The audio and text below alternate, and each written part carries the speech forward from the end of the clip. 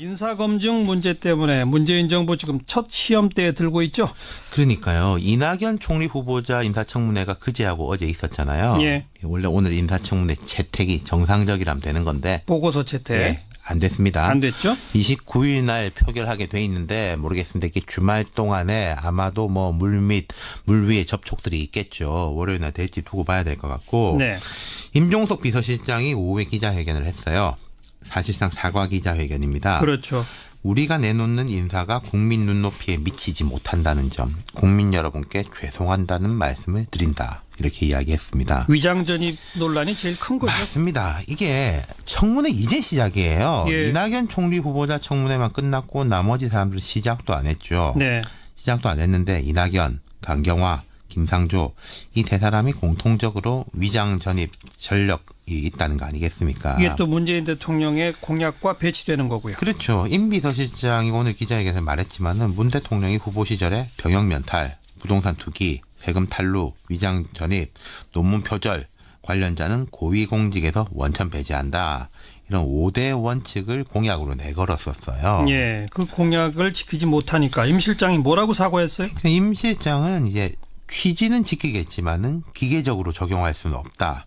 선거 캠페인과 국정 운영이라는 무게가 기계적으로 같을 수 없다는 말씀을 드리며 양해를 구한다. 이렇게 말했는데 야당은 이 발언이 좀 이상하다. 예, 그냥 고개를 숙이는 게 아니라 뭐 예. 선거 때 다르고 뭐 끝나고 나면 또 다른 거 아니냐. 뭐 이런 식으로 받아들이고 있는 것 같아요. 예. 임 비서실장은 빵 한 조각, 닭 한 마리에 얽힌 사연이 다르듯 관련 사연도 들여다보면 성격이 다르다.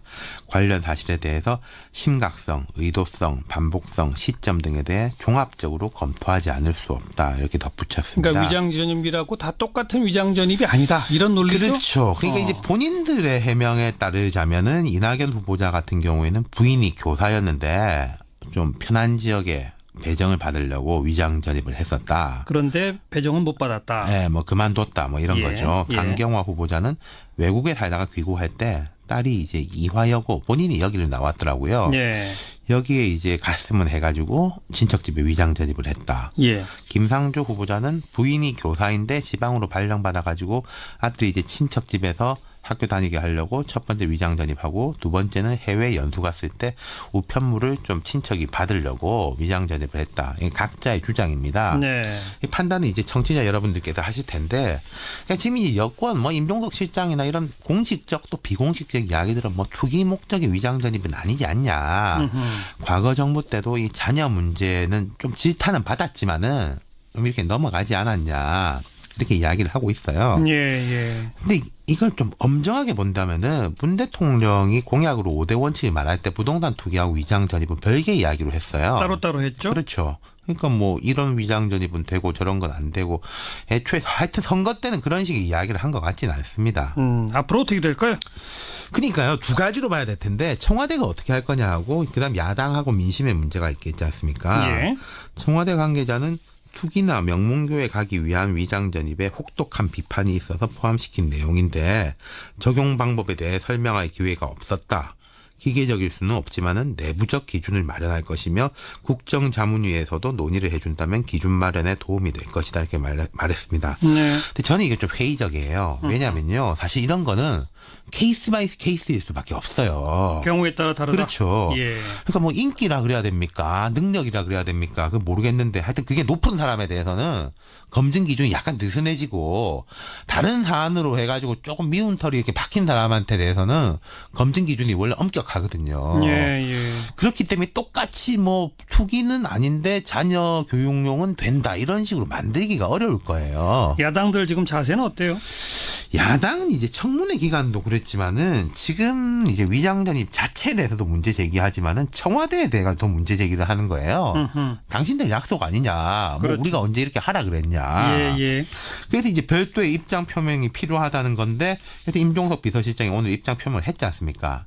이걸 모자라다. 대통령이 직접 해라. 네, 뭐 좋은 거는 대통령이 나와서 이야기하고 예, 뭐 안 예. 좋은 거는 비서실장이 하냐. 그리고 이게 아까 그 발언의 조금 구체적인 표현 부분에 대해 가지고도 좀 불만을 갖고 있는 것 같은데 네. 이걸로 가름이 될지 안 될지 제가 조심스럽게 말씀드리자면은 이낙연 후보자는 뭐 어떻게든 될 것 같아요. 월요일까지. 근데 이제 여론의 향배가 중요한 거 아니겠습니까? 예, 그리고 예. 앞으로 인사청문회가 줄줄이 있을 거고요. 오늘 같은 경우 임종석 비서실장보다 문재인 대통령이 직접 뭐 사과나 유감 표명을 하는 게 오히려 좋았던 거 아닌가 하는 생각도 드는데. 선제적으로 좀 강하게 나갈 그러니까요. 필요도 있을 수 있는 어쨌든 저 거겠죠. 흠집이 가고 있어요. 제가 한참 전에 말씀드렸는데 이런 일이 생기면 지금은 이야기가 안 나오는데 조금 더 생기면 민정수석실에 타격이 갈 겁니다. 거기서 검증하는 거니까. 그렇죠. 예. 그러면은 적폐청산 문제까지 이어지는 거예요. 뭐 내가 하면 로맨스 남이 하면 불륜이냐 이런 식으로 이제 반발이 생길 수 있는 거죠. 그리고 듣기로 좀 여권에서 좀 여러 인사들을 입각시키려고 접촉을 했는데 스스로 아유 나는 이 5대 원칙에 걸려가지고 안 되겠습니다.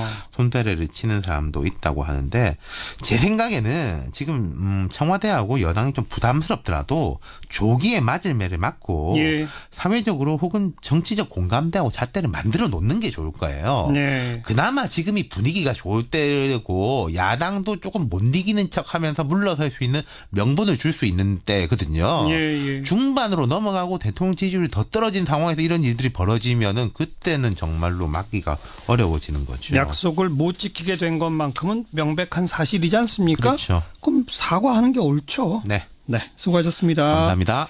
윤태권 실장이었습니다.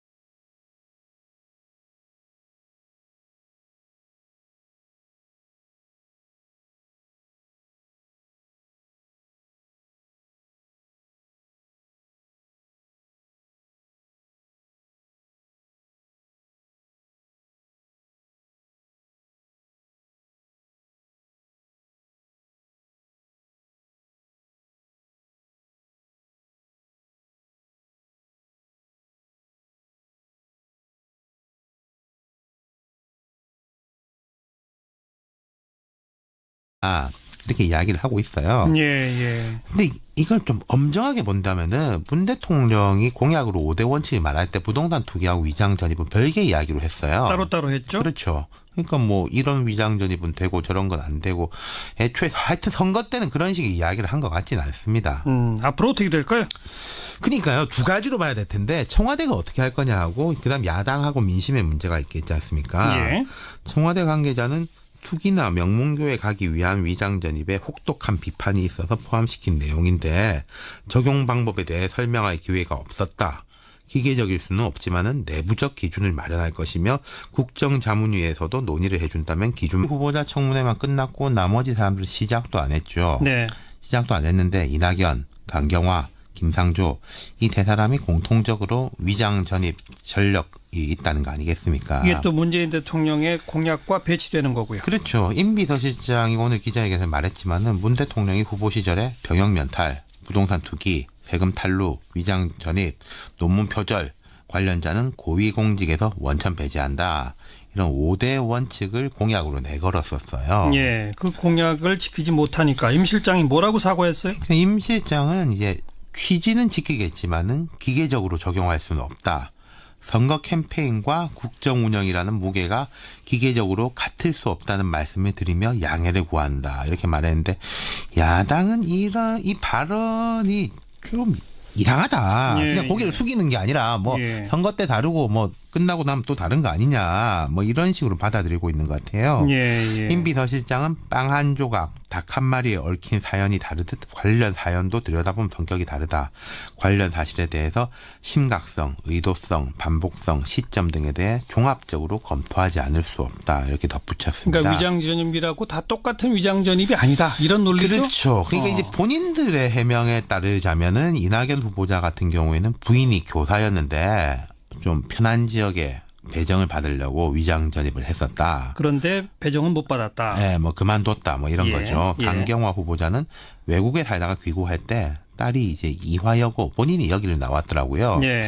여기에 이제 갔으면 해가지고 친척집에 위장 전입을 했다. 예. 김상조 후보자는 부인이 교사인데 지방으로 발령받아가지고 아들이 이제 친척집에서 학교 다니게 하려고 첫 번째 위장 전입하고 두 번째는 해외 연수 갔을 때 우편물을 좀 친척이 받으려고 위장 전입을 했다. 이게 각자의 주장입니다. 네.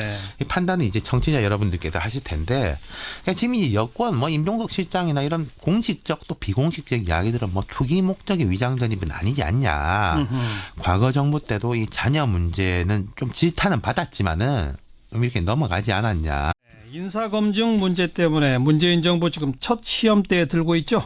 그러니까요. 이낙연 총리 후보자 인사청문회가 그제하고 어제 있었잖아요. 예. 원래 오늘 인사청문회 채택이 정상적이라면 되는 건데 보고서 채택. 예, 안 됐습니다. 안 됐죠? 29일 날 표결하게 돼 있는데 모르겠습니다. 이게 주말 동안에 아마도 뭐 물 위에 접촉들이 있겠죠. 월요일 날 될지 두고 봐야 될 것 같고. 네.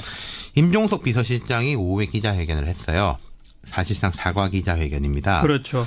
우리가 내놓는 인사가 국민 눈높이에 미치지 못한다는 점, 국민 여러분께 죄송한다는 말씀을 드린다. 이렇게 이야기했습니다. 위장 전입 논란이 제일 큰 거죠. 맞습니다. 이게 청문회 이제 시작이에요. 예. 이낙연 총리